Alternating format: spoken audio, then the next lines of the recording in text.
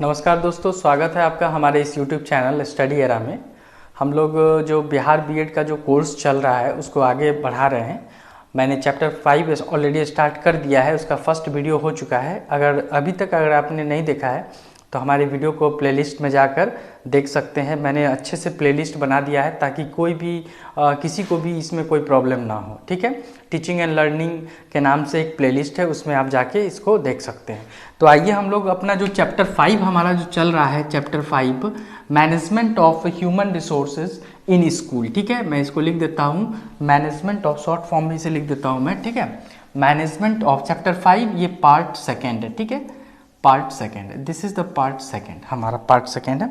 ठीक है, तो आज हम लोग आगे स्टार्ट करते हैं। जो नेक्स्ट टॉपिक है हमारा, मैंने ऑलरेडी इसका इंट्रोडक्शन पार्ट कंप्लीट कर लिया है। ठीक है, आइए हम लोग स्टार्ट करते हैं। इसमें क्या है, इसमें जो है theory of HRM in school है। अब ये थ्योरी क्या है इसको देख लेते हैं। ये थ्योरी क्या है थ्योरी मतलब सिद्धांत जो हम लोग बोलते हैं। क्या बोलते हैं हम लोग? सिद्धांत। किस सिद्धांत पे ये एचआरएम जो है डिपेंड करता है, इसके कुछ सिद्धांत होंगे। ठीक है, और ये कहाँ लागू होंगे? तो ये स्कूल में लागू होंगे। ठीक है, स्कूल में भी मैनेजमेंट होता है। ठीक है, मैनेजमेंट होता है तभी तो देखेंगे कि स्कूल के प्रिंसिपल, स्कूल के टीचर, नॉन टीचिंग स्टाफ, ये सभी इन्वॉल्व होते हैं। और एक अच्छा स्कूल तभी कहलाता है जब देखेंगे कि उसका प्रोग्रेस, उसका जो रिजल्ट है, उसमें जितने भी एडमिनिस्ट्रेशन है वो सभी अच्छे तरीके से काम करते हैं। तो हम बोल सकते हैं कि वहाँ का जो एचआरएम है स्कूल का वो काफ़ी अच्छा है। ठीक है, अब हम आ जाते हैं इसमें थ्योरी की। अगर हम बात करें तो फर्स्ट थ्योरी है principle of participation. Principle of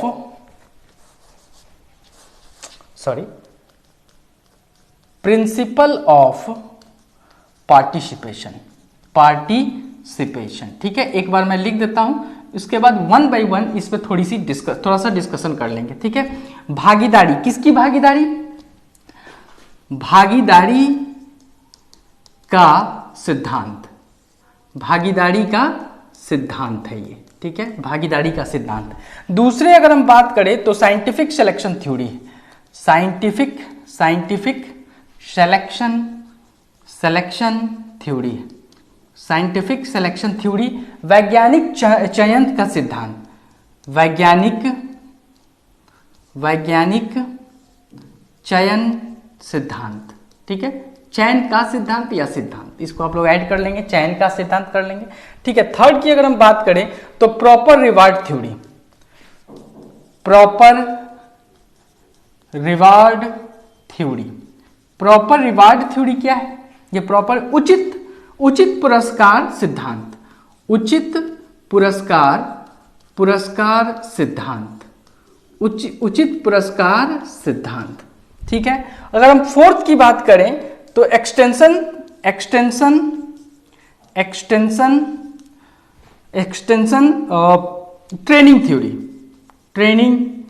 training theory. इसमें क्या होता है? व्यापक प्रशिक्षण का सिद्धांत। ये व्यापक प्रशिक्षण का सिद्धांत है। ठीक है, नेक्स्ट की बात कर ले तो reduction of difference in status. Reduction of differences in status. ठीक है, इसकी बात करेंगे। और लास्ट है हमारा 6 है कम्युनिकेशन थ्योरी। अब इसको वन बाय वन हम लोग एक बार डिस्कस कर लेते हैं कि ये एक्चुअली में क्या है। ये जो जितनी भी चीज़ें मैंने लिखी हैं ये एक्चुअली में क्या है। तो देखिए, जो हम लोग थ्योरी ऑफ एचआरएम पढ़ रहे हैं, ठीक है, थ्योरी ऑफ एचआरएम जो हम लोग पढ़ रहे हैं, इसमें 6 थ्योरी है। इसी थ्योरी पर जो ऑर्गेनाइजेशन है ये भी काम करती है और हमारा स्कूल भी इसी थ्योरी पर काम करता है। दोनों काम करते हैं, ऑर्गेनाइजेशन भी और स्कूल भी इसी थ्योरी पे काम करते हैं। तो पहला है प्रिंसिपल ऑफ पार्टिसिपेशन, भागीदारी का सिद्धांत। इसमें क्या कहता है कि एक एम्प्लॉय एंड ऑर्गेनाइजेशन के बीच में क्या होता है? पार्टिसिपेशन होता है। ठीक है, पार्टिसिपेशन होता है। ऑर्गेनाइजेशन बोलती है किसको, एम्प्लॉय को, कि आप आइए हमारे साथ कमिटमेंट कीजिए, कॉन्ट्रैक्ट बनाइए और हमारे साथ काम कीजिए, अपने आइडियाज को शेयर कीजिए, ठीक है। वो भागीदारी का सिद्धांत हुआ। और साथ ही साथ जो एम्प्लॉयर है, जो जॉब करने जा रहे हैं, उनका ये भी मानना है कि हमारी जो है जॉब सिक्योरिटी है या नहीं, वो जो अपनी जॉब सिक्योरिटी भी इसमें देखते हैं। जाहिर सी बात है, ये जो जॉब सिक्योरिटी है वो दोनों के लिए फायदेमंद है, कंपनी के लिए भी और एम्प्लॉयर के लिए, ठीक है, दोनों के लिए फायदेमंद है। क्योंकि जब जॉब सिक्योरिटी होगी तो जो काम करने वाले हैं उनको काम करने में अच्छा लगेगा और वो अपना पूरा का पूरा जो मेहनत है वो इस जॉब में दे पाएंगे। और कंपनी के लिए भी अच्छा होगा। क्या अच्छा होगा? कंपनी के लिए अच्छा होगा कि जब पुराने लोग उनके पास रहेंगे तो वो अच्छा रिसोर्स प्रोवाइड करवा पाएंगे, ठीक है। नेक्स्ट में हम लोग आ जाते हैं, नेक्स्ट में है साइंटिफिक सिलेक्शन थ्योरी, ठीक है। साइंटिफिक सिलेक्शन थ्योरी में क्या है? वैज्ञानिक चयन का सिद्धांत। इसमें हम बोलेंगे कि राइट पीपल, जो सही लोग अगर हम चुनते हैं, जो उस पोस्ट के लिए एप्लीकेबल हैं, अगर उनको हम सेलेक्ट करते हैं, तब हमारा क्या होगा? हमारा ऑर्गेनाइजेशन या स्कूल प्रोसीड करेगा आगे की तरफ, डेवलप करेगा आगे की तरफ। तो वो जो है एक इंपॉर्टेंट पॉइंट ये क्या है? साइंटिफिक सिलेक्शन थ्योरी है। साइंटिफिक सिलेक्शन थ्योरी एक इंपॉर्टेंट पॉइंट है, ये बताता है कि किसी राइट पर्सन को हमें सेलेक्ट करना है, ठीक है। नेक्स्ट में क्या है? नेक्स्ट में हमारा प्रॉपर रिवार्ड थ्योरी। जब भी कोई काम अच्छा होगा तो स्टाफ को, जो भी स्टाफ हैं, अगर वो अच्छा काम करते हैं तो ये कंपनी का, ऑर्गेनाइजेशन का या स्कूल का ये दायित्व बनता है कि वो रिवार्ड जो होता है, उचित पुरस्कार जो होता है वो उनको प्रदान करे, वो उनको दे, ठीक है, ताकि उनको वो मोटिवेट हो सके। क्योंकि जब आपको रिवार्ड मिलेगा तभी तो मोटिवेट होंगे और तभी उसके बाद आप और भी अच्छा करने का प्रयास करेंगे, ठीक है। नेक्स्ट क्या है? नेक्स्ट है एक्सटेंशन ट्रेनिंग थ्योरी।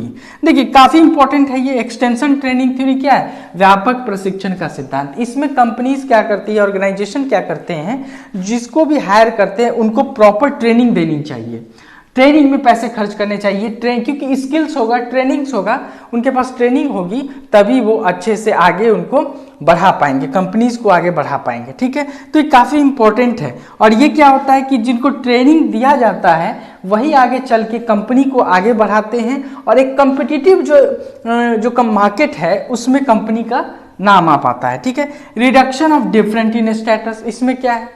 इसमें है कि कंपनी को हमेशा अपने हर एम्प्लॉयर को समान, जो बोलते हैं समान देखना चाहिए, डिफरेंसेस नहीं रखना चाहिए। अगर किसी एक के लिए आइडेंटिटी कार्ड लगाना है तो सभी के लिए कंपलसरी कर दीजिए। अगर कोई एक यूनिफॉर्म जो ड्रेस कोड है तो ड्रेस कोड है तो सभी के लिए कर दीजिए।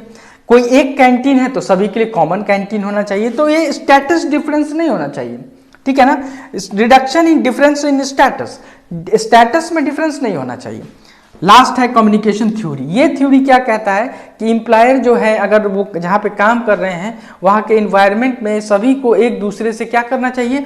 कम्युनिकेशन करना चाहिए अपने सीनियर से, ठीक है, अपने सीनियर से, अपने जूनियर से कम्युनिकेशन करना चाहिए ताकि उनको लग सके कि यहाँ पे क्या है कि हमारा जो इम्पोर्टेंस है वो दिया जा रहा है। किसी की बातों को अगर नहीं सुनेंगे तो उनको क्या लगेगा कि यहाँ पे हमें नेग्लेक्ट किया जा रहा है, हमारी बातों को नहीं सुना जा रहा है, हमें कम तवज्जो दी जा रही है। तो ये क्या था? These all are the theory of HRM। ये हमारा थ्योरीज था। किसका थ्योरीज था? तो ये HRM का थ्योरी था, जो कि स्कूल में भी लागू होता है। स्कूल में भी आप देखेंगे कि जो नए टीचर्स को इंटरव्यू लिया जाता है, एग्जाम लिया जाता है, सभी जो पैटर्न मैंने आपके साथ डिस्कस किए वो सभी कुछ वहाँ पे होता है, ठीक है। मैं इसका MCQs भी डालूंगा। आपका एग्जाम ऑलरेडी पोस्टपोन्ड हो चुका है, ठीक है। 11 को जो होने वाला एग्जाम था वो अभी नहीं होगा, ठीक है ना। वो टिल फर्दर डेट के लिए अभी पोस्टपोन्ड हो चुका है, तो आगे फिर बताया जाएगा। आइए हम लोग नेक्स्ट हेडिंग की ओर चलते हैं। हमारा नेक्स्ट हम लोग देखते हैं डायमेंशन ऑफ HRM। ये डायमेंशन ऑफ HRM क्या है? तो डायमेंशन मतलब होता है आयाम। इसको लिख लेंगे आप लोग, आयाम। तो HRM जो है, ह्यूमन रिसोर्स मैनेजमेंट, इसके आयाम क्या क्या है? तो इस डायमेंशन में क्या क्या, कौन कौन लोग आते हैं? तो देखिए हम लोग स्कूल की बात कर रहे हैं, तो इसमें जो है, इसमें प्रिंसिपल्स आएंगे, ठीक है, प्रिंसिपल आएंगे। दूसरा में क्या आ जाएगा?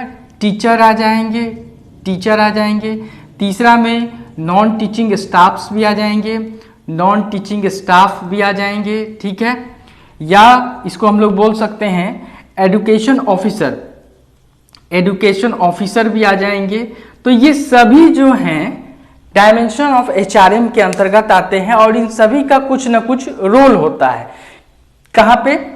स्कूल में एज ए एचआरएम। तो इनका बहुत सभी का अपना अपना रोल है, प्रिंसिपल का अपना अलग रोल है, टीचर का अलग रोल है, नॉन टीचिंग स्टाफ का अलग रोल है, सभी का अपना अपना रोल है। तो 1 बाय 1 हम लोग देखेंगे और हमें जो पढ़ना है वो एक प्रिंसिपल का पढ़ना है, टीचर का पढ़ना है और नॉन टीचिंग स्टाफ के बारे में पढ़ना है, ठीक है। ये 3 चीजें पढ़नी है, हमें इसका डिटेल पढ़ना है, ठीक है।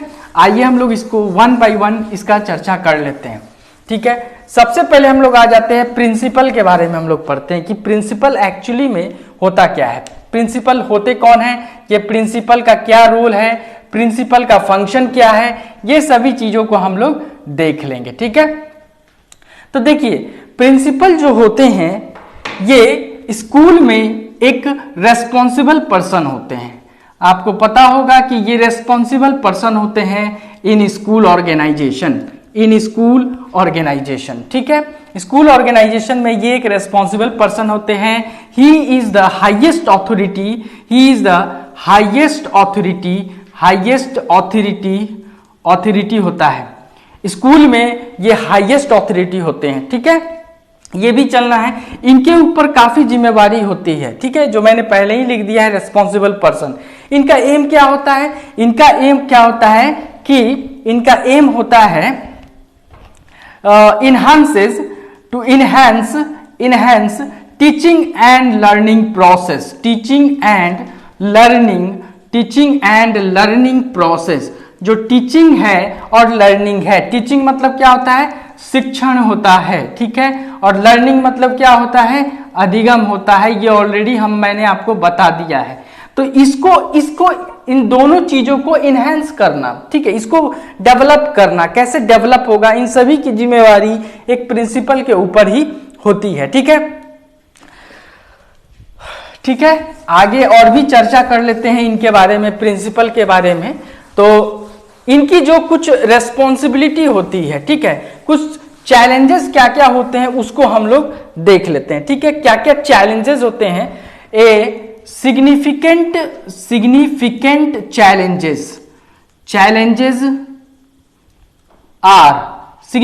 चैलेंजेस आर, कुछ चैलेंजेस के बारे में देख लेते हैं कि क्या क्या चैलेंजेस इनके पास होते हैं।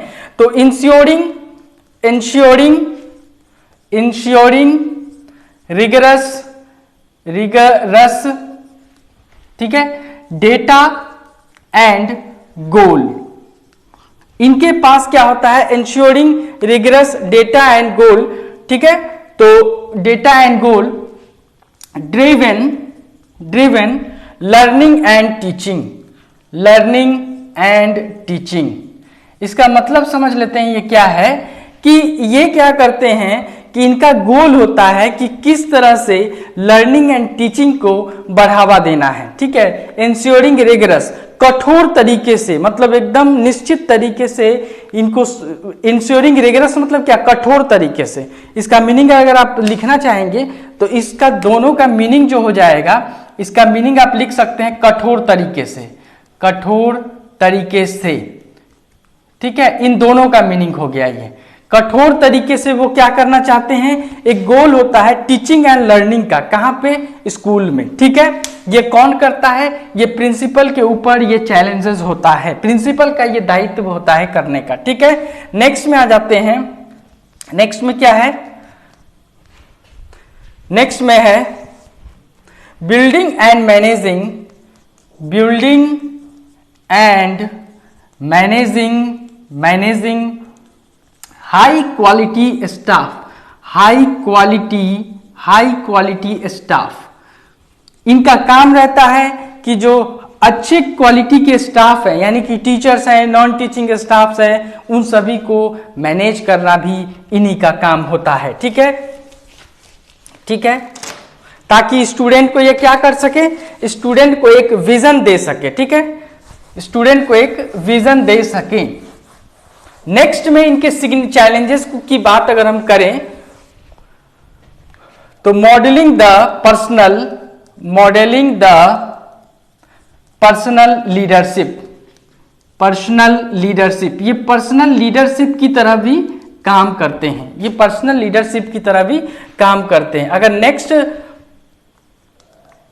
देखें तो instituting operation and system support, ये सिस्टम को भी सपोर्ट करते हैं। कौन? अभी हम प्रिंसिपल के बारे में जान रहे हैं, ये सिस्टम को भी सपोर्ट करते हैं। ठीक है, सपोर्ट किस चीज के लिए सपोर्ट करते हैं? फॉर लर्निंग के लिए सपोर्ट करते हैं। ठीक है, लर्निंग के लिए सपोर्ट करते हैं। ठीक है, नेक्स्ट में अगर हम बात करें रोल ऑफ ए प्रिंसिपल का क्या रोल है उसको देख लेते हैं। एक प्रिंसिपल का क्या रोल होता है उसको भी हम लोग समझ लेते हैं। रोल ऑफ ए प्रिंसिपल, ठीक है, इन स्कूल में इनका क्या रोल होता है उसको भी वन बाय वन 2-3 पॉइंट्स है उसको समझ लेते हैं। ठीक है, तो इसमें क्या है? To impart the basic school level education, to impart basic school level education, जो स्कूल में जो बेसिक लेवल स्कूल का जो होता है, बेसिक लेवल स्कूल का जो एजुकेशन होता है, ठीक है, उसको कैसे आगे बढ़ाना है उसकी भी जिम्मेवारी किस पर होती है? प्रिंसिपल पे भी होती है। ठीक है, नेक्स्ट में अगर हम देखें manage and administer the school management, ठीक है, स्कूल के मैनेजमेंट को भी मैनेज करते हैं, एडमिनिस्टर करते हैं। करिकुलम एक्टिविटीज, ठीक है, करिकुलम एक्टिविटीज को भी ये मैनेज करते हैं। ठीक है, नेक्स्ट की अगर हम बात करें to provide best teaching and learning process कहाँ पे? इन स्कूल में इनका काम होता है कि किस तरह से अच्छा टीचिंग और लर्निंग हो स्टूडेंट और टीचर के बीच में। ठीक है, नेक्स्ट की अगर हम बात करें, नेक्स्ट पॉइंट अगर हम देख लें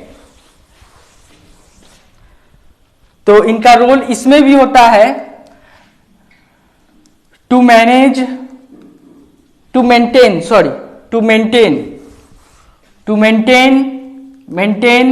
रिलेशनशिप विथ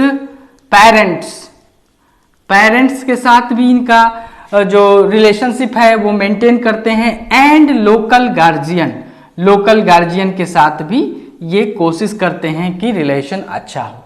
ठीक है, टीचिंग एंड लर्निंग प्रोसेस को इन्हांस करने का काम होता है, मैंने आपको पहले ही बता दिया है। ठीक है, नेक्स्ट में हम लोग आ जाते हैं कि इनका फंक्शन क्या होता है। फंक्शन के बारे में 1-2 लाइन जान लेते हैं। ठीक है, फंक्शन ऑफ ए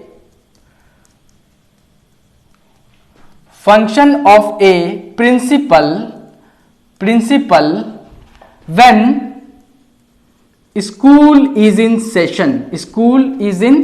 सेशन, जब स्कूल सेशन में होता है, जब स्कूल किस में होता है? सेशन में होता है। ठीक है, जब स्कूल सेशन में होता है तो उस समय प्रिंसिपल का क्या फंक्शन होता है? ठीक है, उसके बारे में अगर हम देखें तो उसके बारे में क्या है? प्रिंसिपल का क्या फंक्शन होता है? प्रिंसिपल का फंक्शन क्या होगा जब स्कूल के सेशन में होगा? तो उनका काम होगा टाइम टेबल को मैनेज करना, टीचर्स को गाइड करना, मैं लिख देता हूं यहां पे, टीचर्स को गाइड करना। ठीक है, करिकुलम एक्टिविटीज की भी रेस्पॉन्सिबिलिटी होती है सेशन जब होता है तब। ठीक है, को करिकुलम एक्टिविटीज किस तरह से होंगी, कैसे होंगी, ये सभी काम भी देखते हैं। ठीक है, और दूसरी बात क्या है, प्रोक्योरमेंट जो होता है, प्रोक्योरमेंट, ठीक है, डिस्ट्रीब्यूशन, ये सभी काम्स भी देखते हैं। प्रोक्योरमेंट मतलब जो भी स्कूल में खरीद वगैरह की जो काम होता है वो सभी का भी वो हैंडल करते हैं। देखिए प्रिंसिपल ऐसा नहीं कि ये सब कुछ हैंडल करते हैं, नहीं, वो एक टीम, वो एक लीडर की तरह काम करते हैं। ऐसा नहीं है कि कोई भी जो करिकुलम एक्टिविटीज है तो प्रिंसिपल को देखना है, नहीं, वो एक लीडर की तरह काम करते हैं। ये एक एडमिनिस्ट्रेटर की तरह काम करते हैं, मैंने पहले ही बता दिया है कि प्रिंसिपल जो है हाईएस्ट ऑफिसर होता है किसका, स्कूल का। सारी जिम्मेवारी इन्हीं के ऊपर होती है। ठीक है, सारी जिम्मेवारी इन्हीं के ऊपर होती है। ठीक है, नेक्स्ट में अगर हम बात करते हैं तो प्रिंसिपल का एक लास्ट चीज हम लोग देख लेते हैं, ड्यूटीज एंड रिस्पॉन्सिबिलिटी क्या होता है, इसका पॉइंट्स हम लोग देख लेते हैं। ठीक है, duties and responsibility of a principal, duties and responsibilities of a principal का क्या ड्यूटीज होता है एंड क्या रिस्पॉन्सिबिलिटीज होता है, उसको हम लोग देख लेते हैं। ठीक है, तो जनरल प्लानिंग होता है, ठीक है, जनरल प्लानिंग होता है। दूसरा की अगर हम बात करें तो जनरल कोऑर्डिनेशन होता है। एक दो लाइन इसके बारे में डिस्कस कर लेंगे, ज्यादा कुछ डिस्कस करने की इसमें जरूरत नहीं है। हालांकि थर्ड में अगर हम बात करें तो इन्हांसमेंट पर्सनल स्किल होता है।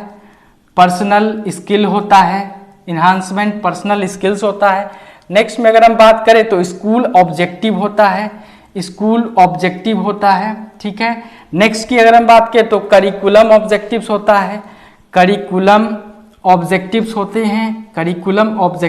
हैं। ठीक है, नेक्स्ट की अगर हम बात करें तो इवैल्यूएट परफॉर्मेंस होता है।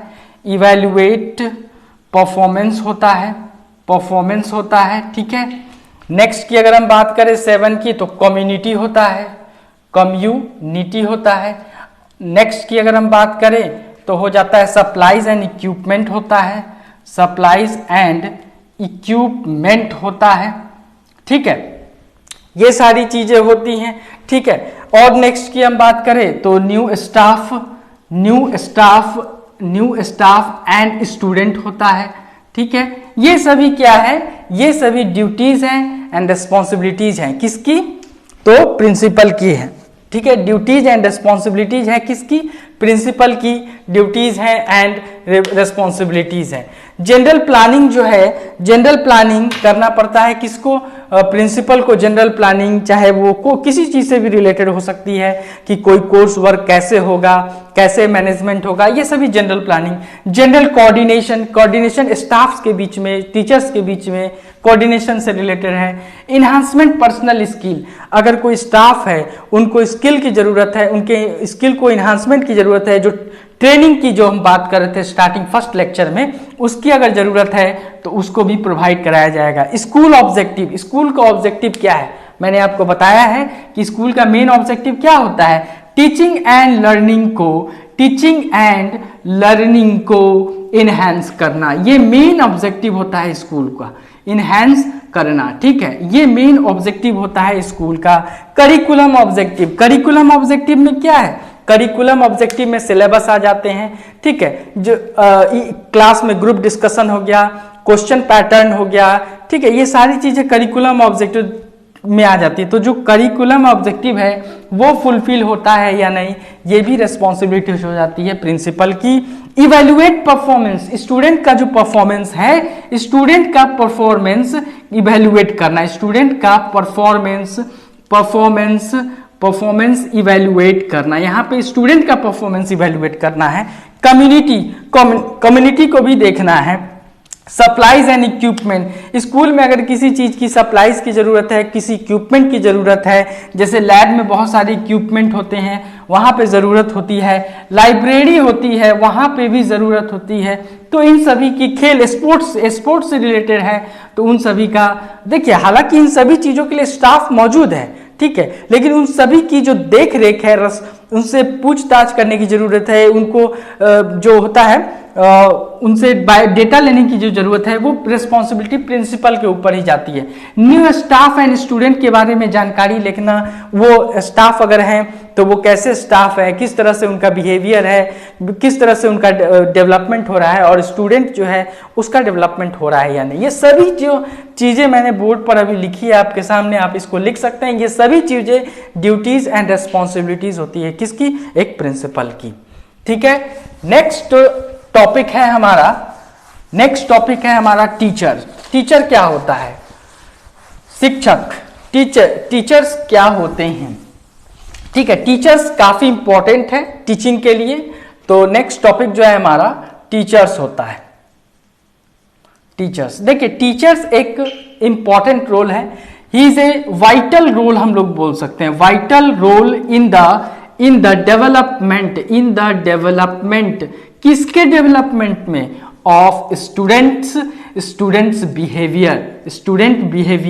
स्टूडेंट के बिहेवियर में अगर चेंजेस कर सकता है कोई, तो वो टीचर ही है। कैसे करेगा, तो शिक्षण के थ्रू करेगा, टीचिंग के थ्रू ही क्या किया जा सकता है, स्टूडेंट के बिहेवियरल में चेंजेस लाया जा सकता है, क्योंकि टीचर ही है जो स्टूडेंट को क्या करता है, आने वाले समय में स्टूडेंट को आने वाले समय के लिए तैयार करता है, ठीक है। कोई बिहेवियरल चेंजेस जो है स्टूडेंट में, बिहेवियरल चेंजेस कौन लाता है, तो बिहेवियरल चेंजेस जो है एक टीचर ही लाता है। तो टीचर यहाँ पे काफी महत्वपूर्ण हो जाता है, क्योंकि टीचर के थ्रू ही शिक्षण यानी कि टीचिंग शिक्षण हो सकता है, ठीक है। एक टीचर ही है जो शिक्षण करवा सकता है, टीचर के थ्रू ही हमारा शिक्षण होता है, ठीक है। अब देख लीजिए, अगर टीचर नहीं होंगे तो स्टूडेंट इसमें सीख नहीं पाएंगे, ठीक है। अब हम आ जाते हैं इसमें जो इसका जो रोल है, टीचर का जो रोल है, इसको हम लोग एक बार डिस्कस कर लेते हैं, ठीक है। रोल ऑफ ए टीचर, कि लास्ट टॉपिक है हमारा आज का, रोल ऑफ ए टीचर। काफी इंपॉर्टेंट ये टॉपिक है, ठीक है। टीचर का काफी इंपॉर्टेंट रोल होता है, रोल ऑफ टीचर, ठीक है। रोल ऑफ ए टीचर है ना, रोल ऑफ ए टीचर। क्या रोल हो सकता है टीचर का, तो देखिए फर्स्ट रोल क्या होगा कि teaching knowledge. One by one हम लोग इसके बारे में डिस्कस भी करेंगे, जस्ट ए मिनट, ठीक है। मार्कर मैं थोड़ा चेंज कर लेता हूं। टीचिंग नॉलेज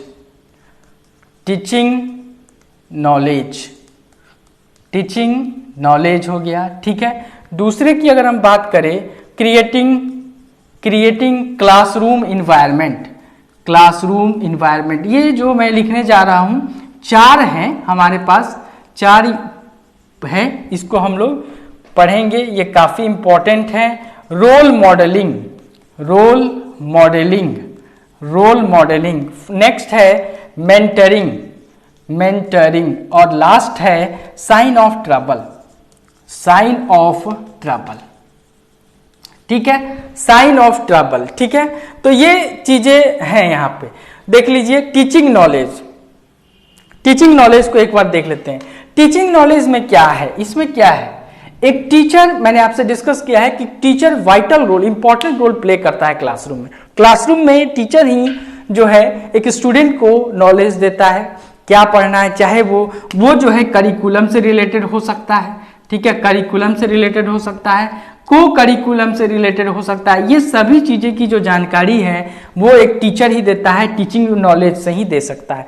टीचर अपने नॉलेज को किस तरह से यूज करता है स्टूडेंट के सामने, वही डिपेंड करता है। ठीक है, टीचिंग नॉलेज जो है पॉजिटिव भी हो सकता है, पॉजिटिव भी हो सकता है, निगेटिव भी हो सकता है। ठीक है, निगेटिव भी हो सकता है। अगर पॉजिटिव है, अगर अच्छा है, तो टीचिंग नॉलेज अगर अच्छा है तो स्टूडेंट का जो नॉलेज होगा वो भी अच्छा होगा। लेकिन अगर टीचिंग नॉलेज अच्छे से नहीं दिया जाएगा तो स्टूडेंट जो है अच्छे से नॉलेज गेन नहीं कर पाएंगे। ठीक है, नेक्स्ट की अगर हम बात करें तो यहाँ पे हम creating classroom environment, classroom environment की बात करते हैं तो ये भी पॉजिटिव हो सकता है, पॉजिटिव हो सकता है, निगेटिव हो सकता है। ये डिपेंड करता है कि जो क्लासरूम का जो इन्वायरमेंट है वो टीचर किस तरह से क्रिएट करते हैं, क्योंकि एक क्लासरूम इन्वायरमेंट क्रिएट करने के बाद ही स्टूडेंट की जो इच्छा है पढ़ने की वो जागरूक होती है या नहीं होती है।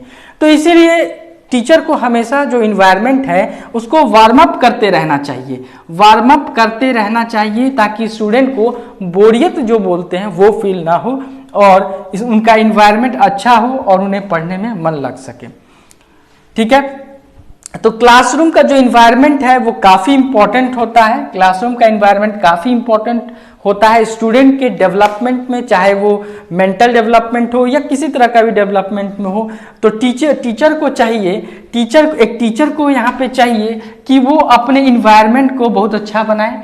पढ़ना, अगर कोई ऐसा टॉपिक ना पढ़ाए जिससे स्टूडेंट बोरियत होते हैं, अगर बोरियत भी फील करते हैं तो बीच बीच में थोड़ा हंसी मजाक जो होता है, चुटकुले वगैरह जो हैं, स्टूडेंट का ध्यान अगर बाहर की तरफ जा रहा है तो उसको खींचने के लिए कुछ इन्वायरमेंट क्लासरूम को इफेक्टिव बनाना चाहिए। ठीक है, नेक्स्ट की अगर हम बात करें तो रोल मॉडलिंग, रोल मॉडलिंग का मतलब क्या होता है, प्रेरणादायक, प्रेरणादायक दायक, ठीक है, या प्रेरणा स्रोत बोलते हैं हम लोग, प्रेरणा स्रोत, प्रेरणा स्रोत, प्रेरणा स्रोत बोलते हैं।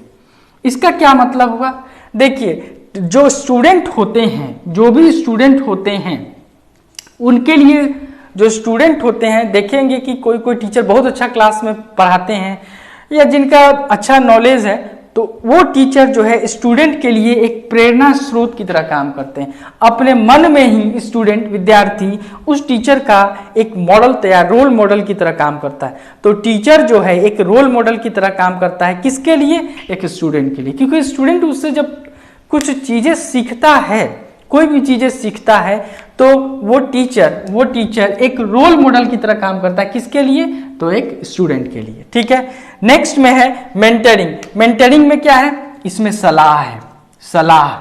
देखेंगे कि मेंटरिंग का मतलब ही सलाह है, ठीक है ना, और रोल मॉडल का मतलब यहाँ पे प्रेरणा स्रोत है। मेंटरिंग में देखेंगे कि स्टूडेंट, कभी कभी टीचर जो है स्टूडेंट को सलाह भी देते हैं, ठीक है ना, टीचर किसको सलाह देते हैं, स्टूडेंट को सलाह देते हैं कि कैसा, हर चीज़ों में सलाह देते हैं। अगर ज़्यादा फ्रैंक है तो हर चीज़ों में देते हैं। ठीक है, देखिएगा कभी कभी स्टूडेंट भी फ्रैंक होते हैं टीचर से, और कोई प्रॉब्लम होता है तो उसको शेयर भी करते हैं। तो इस तरह से एक टीचर को मेंटरिंग भी होना चाहिए, उनका रोल, ये सभी जो है हम रोल की बात कर रहे हैं, एक टीचर का जो रोल होना चाहिए वो एक मेंटरिंग की तरह भी काम करना चाहिए। ठीक है, लास्ट अगर रोल की हम बात करें तो साइन ऑफ ट्रबल। ठीक है, इसमें क्या है कि sign of trouble means problem role. अगर प्रॉब्लम में कोई स्टूडेंट फंसा हो, अगर कोई स्टूडेंट प्रॉब्लम में फंसा हो तो इस टीचर के पास फेस रीड करने आना चाहिए। मतलब टीचर के पास ये कैपेसिटी होनी चाहिए कि कोई बच्चा, कोई स्टूडेंट अगर प्रॉब्लम में है और वो क्लास में बैठा हुआ है और उसके फेस पर अगर साइन ऑफ ट्रबल दिख रहा है तो उसे रीड करने की जो स्थिति है उसको टीचर के पास कैपेसिटी होनी चाहिए। ठीक है, ये सभी जो है रोल है किसका, एक टीचर का। अगर स्टूडेंट के प्रॉब्लम को हम रीड कर लेंगे, टीचर रीड कर लेंगे, तो हम उनसे पूछ सकते हैं कि उनके पास क्या प्रॉब्लम है और उसके अकॉर्डिंग हम उनके प्रॉब्लम को सॉल्व भी कर सकते हैं। So these are the role. ये सभी क्या थे, ये सभी रोल थे जो एक टीचर के पास होने चाहिए, सो दैट कि उनका स्टूडेंट जो है, ओवरऑल हमें विकास किसका करना है, ओवरऑल हमें डेवलपमेंट किसका करना है, स्टूडेंट का करना है। तो एक टीचर और स्टूडेंट का जो रिलेशन है काफ़ी अच्छा होना चाहिए और ये सभी रोल, ये सभी गुण जो है एक टीचर में होने चाहिए, सो दैट वो अपने स्टूडेंट का ध्यान रख सके, क्योंकि स्टूडेंट ही आगे चल के इस देश को आगे बढ़ाने वाले हैं। ठीक है, तो आज के लिए इतना ही। और जाने से पहले हम लोग 2-3 वर्ड मीनिंग है उसको हम लोग लिख लेते हैं, मैंने आपके लिए रखा है, उसको देख लेते हैं। ठीक है, पहला जो वर्ड मीनिंग है वो है front Turners. Front TRNNER, front Turners इसको बोलते हैं, आगे भागने वाला। फ्रंट FRONT, इसे मैं फिर से लिख देता हूं, फ्रंट टर्नर्स। ठीक है, FRONTRUNNERS, फ्रंट टर्नर्स, आगे भागने वाला होता है। रिटेन का मतलब क्या होता है? TAIN, बनाए रखने। ठीक है, बनाए रखने। ठीक है, थर्ड में अगर हम देखें प्रॉस्पेरिटी, इसको बोलते हैं समृद्ध। ठीक है, नेक्स्ट में हम आ जाते हैं एंटिटलमेंट, तो ये हो जाता है हकदारी। ठीक है, अब इसका मैं थोड़ा यूज बता देता हूं। देखिए, फ्रंट टर्नर्स, आगे भागने वाला, मतलब देखते होंगे ये सभी जो वर्ड मीनिंग है ये HRM से ही रिलेटेड है, HRM टॉपिक से ही रिलेटेड है। जो HRM मैनेजमेंट में होंगे वो हमेशा फ्रंट रनर्स होंगे, आगे भागने वाले होंगे, आगे सोचने वाले होंगे, आगे थिंक करने वाले होंगे। ठीक है, रिटेन मैंने आपसे यूज किया था, बनाए रखने के लिए हमें जो रिसोर्स मैनेजमेंट है, एम्प्लॉय को कैसे रिटेन करना है, मतलब उन्हें अपने पास, कोई कंपनी है उसको अपने एम्प्लॉय को अपने पास रखने के लिए क्या करना पड़ता है, तो बहुत सारी चीजें हैं। उन्हें सैलरी अच्छी देनी पड़ती है, स्किल देना पड़ता है। ठीक है, तो बनाए रखना है, एम्प्लॉय से बना के रखना है। ठीक है ना, प्रॉस्पेरिटी, समृद्ध, prosperity, student are the prosperity of, तो ये समृद्ध, हमारा देश समृद्ध है। ठीक है ना, इनटिल्टमेंट, हकदारी, देखते होंगे कभी कभी हकदारी का मतलब हॉलीडे, अगर छुट्टी चाहिए किसी को, जैसे संडे की छुट्टी है तो संडे का छुट्टी जो है वो सभी का हक है उस दिन छुट्टी लेना, तो वो हकदारी हुआ। तो हॉलीडे इंटिल्टमेंट हम लोग बोल सकते हैं, मतलब छुट्टी की हकदारी। ठीक है ना, हॉलीडे को अगर यहाँ पे आप लिखेंगे हॉलीडे तो क्या हो जाएगा? छुट्टी की हकदारी, ये मीनिंग है। मैं और भी मीनिंग खोज सकता था, बहुत सारे मीनिंग्स है, लेकिन टाइम का थोड़ा प्रॉब्लम है इसलिए नहीं कर पा रहा हूं। ठीक है, आज के लिए इतना ही, और नेक्स्ट में हम लोग ये जो चैप्टर 5 है, नेक्स्ट में ये जो चैप्टर 5 है, चैप्टर 5 हमारा HRM जो है, HRM में हमारा बस और अभी नॉन टीचिंग स्टाफ्स बचता है, नॉन टीचिंग स्टाफ्स है, इसको हम एक बार पढ़ लेंगे। और ये छोटा सा क्लास है, 10 मिनट्स का क्लास होगा। इसका नॉन टीचिंग स्टाफ के बारे में जानना है एंड इसके मैनेजमेंट के बारे में जानना है। ठीक है, मैनेजमेंट के बारे में जानना है। तो ये हमारा जो चैप्टर 5 है ये फिनिश हो जाएगा। देन हम लोग MCQs करेंगे। ऑलरेडी आपका जो एग्जाम है वो पोस्टपोन्ड हो चुका है। ठीक है, CET BEd का एग्जाम पोस्टपोन्ड हो चुका है अभी, till further notice, postponed till further notice. ठीक है, फर्दर नोटिस, और मे बी ये आपका या तो जुलाई के लास्ट में होगा या अगस्त फर्स्ट वीक में होने की संभावना है, लेकिन अभी कुछ कहा नहीं जा सकता है क्योंकि नोटिस नहीं आया है, लेकिन जुलाई लास्ट में ही होने की संभावना है। ठीक है, तो आज के लिए इतना ही रखेंगे, फिर हम लोग अपने नेक्स्ट क्लास में चैप्टर 5 का जो नेक्स्ट एंड लास्ट पार्ट है उसको आपके साथ डिस्कस करेंगे और फिर MCQ स्टार्ट करेंगे। ठीक है, आज के लिए इतना ही। Thank you and have a nice day.